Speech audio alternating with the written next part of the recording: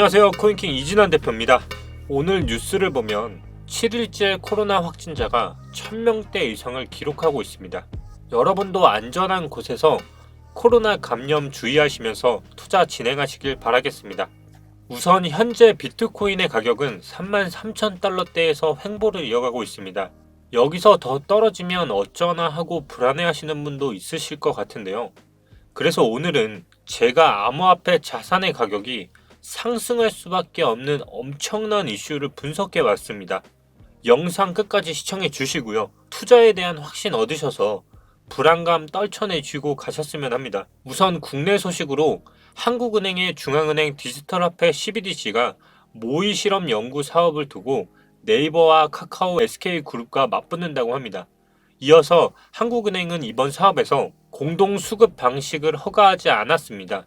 그런데 컨소시엄 형태의 참여, 즉 2개 이상의 기업이 합작을 하거나 협회 등의 참여는 불가능하다는 것입니다.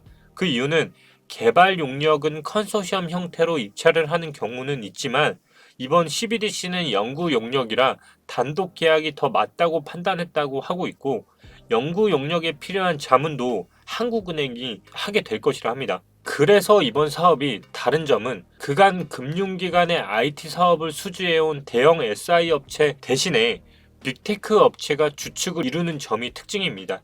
CBDC가 그간 금융 시스템과는 근본부터가 다른 시스템이기 때문에 고전적인 방법으로는 개발 및 시범 사업을 진행하기 힘들다고 판단했기 때문이라 판단됩니다. 그리고 한국은행은 입찰에 참여한 업체가 제출한 서류를 바탕으로 7월 중 기술평가와 협상 적격자와의 기술 협상을 거쳐서 8월 중에는 연구 사업에 착수할 예정이고 선정된 업체는 2021년 8월부터 2022년 6월까지 총 2단계에 걸쳐 모의 실험을 할 예정이라고 합니다. 이렇게만 된다면 최소 내년 3분기는 되어야 국내 CBDC가 개발되고 시범 사업에 도입이 될 것으로 보입니다. 한편 중국에서는요, 벌써 본인들의 CBDC를 개발하고 4천만 달러 이상의 디지털 위안화를 시범 사업으로 도입하고 있습니다.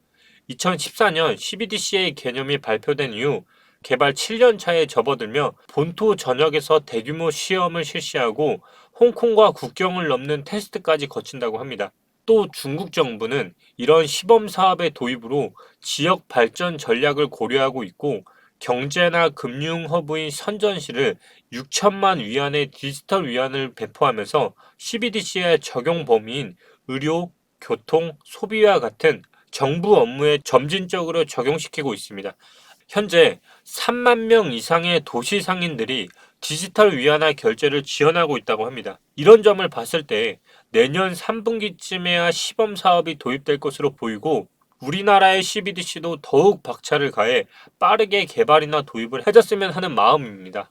그 이유는 CBDC의 발행이 결국은 나라 간의 교육 시스템을 완전히 바꾸고 기존 전통 통화에 대한 문제점을 해결하면 완전히 새로운 금융 시스템을 만들 수 있기 때문입니다. 또 CBDC가 도입이 된다면 자본의 디지털화가 본격적으로 진행되기 때문에 디지털 자산으로 이루어진 가상화폐에 대한 유동성 공급이 지금과는 차원이 다르게 늘어날 수 있고 그에 따라 가상화폐 시장의 호황이 찾아올 것이라고 생각하기 때문입니다. 하지만 발전하는 부분이 있으면 그와 반대로 사라지는 부분도 있겠죠. 우선 지금 위험한 것은 바로 테더와 스테이블 코인입니다.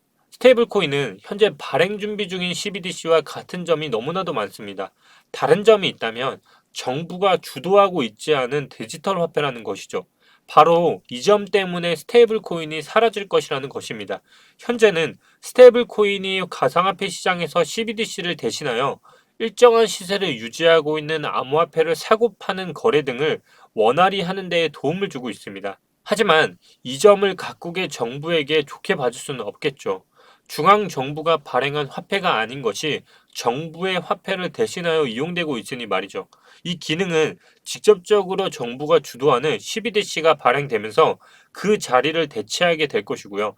스테이블 코인은 점차 힘을 잃게 되고 사라질 것이라는 것입니다. 그래서 현재 스테이블 코인 테더의 입지를 줄이기 위해 스테이블 코인에 대한 문제점을 퍼뜨리면서 규제를 위한 포섭을 준비 중인 모습을 볼 수가 있습니다. 우선 채권 평가 보고 서비스인 피치가 미국 달러와 같은 정부 발행 통화와 연결된 스테이블 코인이 시간이 지남에 따라 재정적 규모가 커지고 테더 보유자가 갑작스럽게 매도 압력을 넣으면 단기 신용 안정성에 대한 영향을 끼칠 수 있기 때문에 테더의 성장이 위험하다고 말을 했습니다. 현재 1,080억 달러에 달하는 스테이블 코인은 경제의 큰 부분이 되어가고 있는데요. 이러한 자산은 디지털 달러보다 디지털 부채와 훨씬 더 유사해 보인다는 원론적인 비난이 항시 존재했습니다. 그리고 미국계 유명 로펌 호건앤호건의 제레미 호건 변호사가 미국 증권거래위원회 SEC가 미등록 증권 판매 협의를 두고 리플과 법정 싸움을 벌이고 있는 가운데 추가로 스테이블 코인인 테더와 바이낸스 거래소의 바이낸스 코인 등도 표적이 될 수 있다고 말하였는데요. 그러면서 SEC가 테더를 표적으로 삼을 가능성이 90%라고 관측했습니다. 그 이유는 비트파이넥스가 8억 5천만 달러 상당의 자금 손실을 은폐하기 위해 테더로부터 자금을 빌렸다는 혐의를 제기를 하면 테더와 비트파이넥스의 모회사 아이파이넥스를 사기 혐의로 기소한 바 있는데요.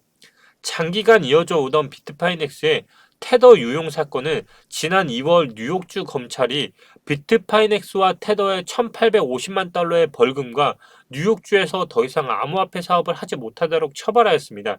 이로써도 정부 발행 통화와 연결된 디지털 토큰인 테더가 언제 또 금융범죄에 가담할지 모른다고 보고 있고 이를 막을 방법이 없으니 테더 코인 규제를 통해 테더의 입지를 줄이고 그 자리를 테더 대신 CBDC를 올려놓으려는 움직임으로 보이고 있습니다. 또 CBDC가 발행이 되면 은행이 변화할 것입니다.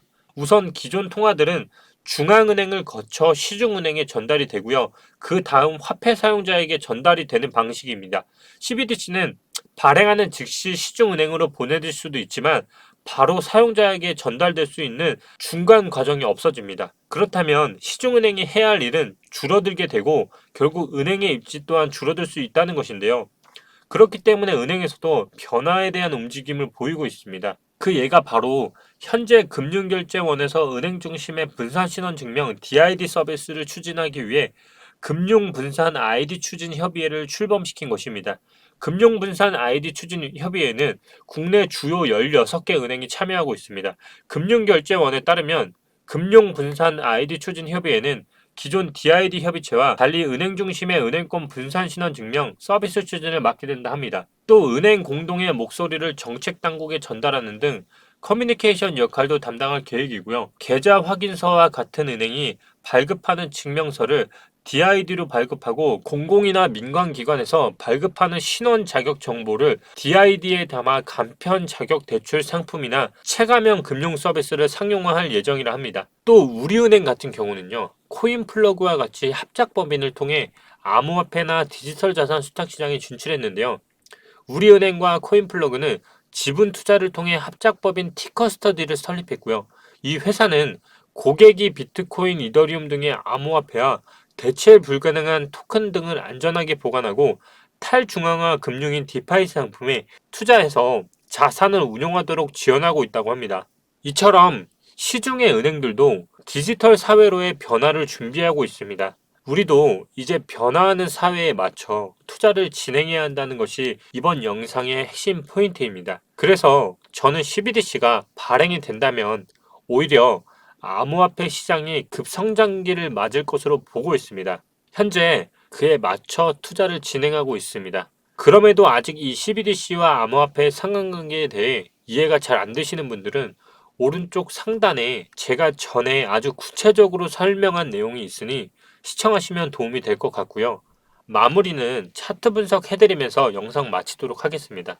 오늘 제가 차트 분석의 주요 맹점은 지속적으로 말씀드렸다시피 월봉상으로는 원화 기준으로는 5월에 월봉의 저점은 깨졌지만 아직 달러상으로는 월봉의 저점까지 한참 남았다 말씀드렸어요. 그렇기 때문에 이번 달은 더 빠지는 흐름을 보고 있대 비중은 30%를 가져가고 나머지 70%를 유동적으로 가져가는 게 이번 장을 견디는 비결이라 말씀을 드렸고요.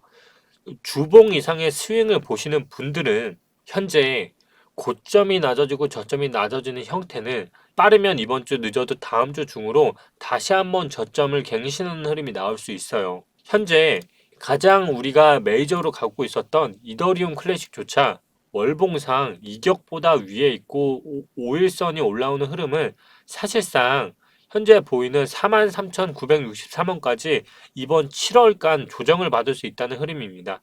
그러면 현재 마이너스 15% 이상의 하락이 나올 수 있다는 흐름이고요. 하지만 장기 투자자들한테 제가 계속 말씀드리고 있는 건 멀리 봤을 때 지금은 분할 매수를 하는 구역이라는 거는 명심하셔야 돼요. 저는 이번 하락이 아닌 대상승에서 길고 길었던 6개월 이상의 상승에서 첫 번째 조정으로서 다가오는 3개월의 시간이라고 생각을 합니다. 그렇기 때문에 여러분들이 지금 해야 하는 건 다가오는 상승장을 위해서 비행기가 뜨기 전에 우리는 충분한 시간을 가지고 매집을 해야 한다는 것입니다. 이미 그레이스 케이를 조차 포트폴리오를 리뉴얼하면서 이더리움 클래식이나 주요 유명한 알트들에 대해서 더 많은 비중을 확대했고요. 기관 투자자들조차 지금 평균 단가와 상관없이 지속적으로 사고 있는 것들이 계속적으로 보이고 있습니다. 우리 개미는 절대 저점이 어딘지 그리고 바닥이 어딘지 알 수 없습니다. 제가 아는 가장 좋은 수익률은 지켜나가는 흐름을 가져야지 내가 항상 바닥을 잡겠다고 하는 흐름은 영원히 바닥을 잡지 못하고 그 순간에는 그 공포심에 이기지 못해 분명히 상승이 찾아올 것이고요. 반대로 내가 욕심을 내는 순간에는 떨어지는 흐름이 나올 것입니다. 주요 알트들은 계속적으로 떨어지고 있습니다. 그 와중에도 오늘과 같이 주요 잡주들이 계속 뜨고 있는데요. 이런 흐름은 거래량과 그리고 호가상 매수를 할 수 없어요. 만약에 매수를 하고 싶으면 내 전체 시드에서 5%에서 10% 내지로 매수를 해야지 수익을 볼 수 있는 구간이지, 지금은 주요 시총 상위 15%의 주요 알트들에 대한 흐름을 눈여겨봐야 할 때입니다. 다시 한번 정리해 드리자면 현재 주봉상 저점이 낮아지고 있습니다. 이런 흐름이 빠르면 이번 주, 늦어도 다음 주 중으로 저점 갱신 다시 할 수 있고요. 원화상으로는 아직 한참 남았습니다. 달러상으로 3,000달러 이상의 하락이 나와야 한다는 건 원화상으로는 사실상 6월에 저점이 깨질 수도 있다는 말입니다. 왜냐하면 월봉의 위치가 현재 3,379만 원에 있어요. 그 얘기는 3,466만 5천 원까지는 조정이 나와도 아무 이상이 없다는 거예요. 현재와 같이 월봉상 골든 클로스가 나오고 시간상으로 버티는 흐름은 볼린저 밴드의 중앙이 5일선과 껴있는 흐름은 이 사이에서 지속적으로 횡보가 나온다는 얘기고요. 이거를 주봉으로 보시면 7일선조차 계속적으로 주봉을 누르는 흐름이에요. 이 흐름은 결국 가다가 장대 흐름으로 빠질 수 있으니 30%의 비중을 가지고 있되 70%를 가지고 항상 유동성 있는 매매 반드시 하셔야 돼요. 절대 여기서 풀매수 하시면 안 되고요. 30%를 가지고 70% 유동성 있는 매매 반드시 기억하셔야 합니다. 오늘 코인킹 영상 여기서 마치도록 하겠습니다. 비트 흐름이 정말 나빠지거나 유동성 있는 흐름 제가 바로 나오면 바로 영상 찍겠습니다. 그리고 구독과 좋아요 눌러주시면 저에게 큰 힘이 될 거고요. 또한 실시간으로 필요한 순간 적재정소에 알림 울릴 겁니다. 더 좋은 영상을 제작할 수 있으니 구독, 좋아요 눌러주시면 감사하겠습니다. 이주단 대표였습니다. 감사합니다.